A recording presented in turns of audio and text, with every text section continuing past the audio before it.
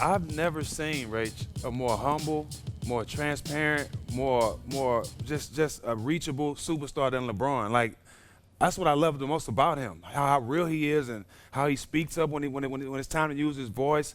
Like, he could easily be up there talking about, I can beat anybody. I'm going to make it to the play. He's a humble guy.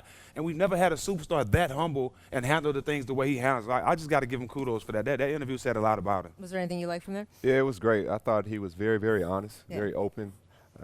He didn't protect him many answers. He told you exactly how he felt, and you could see the genuineness in his face. So I'm excited for the series to start and see what happens. Now, part of what he was talking about there is, look, he knows they are outmanned against this Warriors team. It will be on him. How do you think, Stack, he should attack tonight? What would his game plan be if it were you? Well, we talk about the best player in the world, so he's definitely unstoppable. But at the end of the day, he has to go out there and just be LeBron. You know, a lot have been talked about his teammates, his supporting cast not doing this, not doing that. And you at the finals with all that being said. You just go out there and play your game, be the best player on the court, control the pace of the game, and continue to make your team better. That's why you're here, is because you led, and you led by example. Continue to do that. And for me, I think as good as he is, he knows he can't do it alone. You Right. saw the stats that he put up against those guys, and they were just mind-boggling. But he knows he somehow has to uplift those guys and give them confidence and say, hey, we can do this. I'll lead you to it, but I'm going to need your help. And he'll give them confidence, and like I said, it'll be a fun series. I mean, obviously it has to both work in concert, right? Like, if he is a threat, especially if he's driving and kicking, the other guys have to hit their shots. If they hit their shots, they create more room for him, right? Exactly. So, I mean, that's kind of the only way this is going to work. Exactly, and I think if you see how he starts out most series, he kind of feels his way through.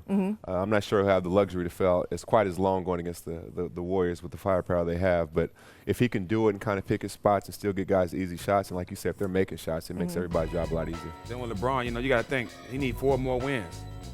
If anybody can get 4 wins, it's LeBron. Now he going up against one of the best teams ever, but I'm not counting LeBron out. I will never do that. Yeah, I mean, look, we have seen it before. We have certainly seen teams that were supposed to win the NBA Finals not win the NBA Finals. So stage is set. You talk about a feel-out game. I don't think LeBron needs a feel-out game against these Warriors in the Finals. He's had plenty of them, right? No, he definitely has. He knows them. They know him. But that's just kind of how he operates. If you look at it, it totally is. Yeah, I think you're totally right. That would be standard for him. But in this case, he may it change it up a probably little doesn't need bit. it, right? Yeah, nah. He knows his team very well. So Yep. he could have a different strategy, a different script to stick to. And you could be echoing Ty Lue, because I know that his coach will say to him all the time, you don't need to have a feel-out. Yeah, you know You what to know, in the expect. back of his mind, he's thinking about that 3 KD hit out there in game 4 last year. So, you know, he's thinking about that. All competitors do. The man has a near photographic memory. He does not forget anything.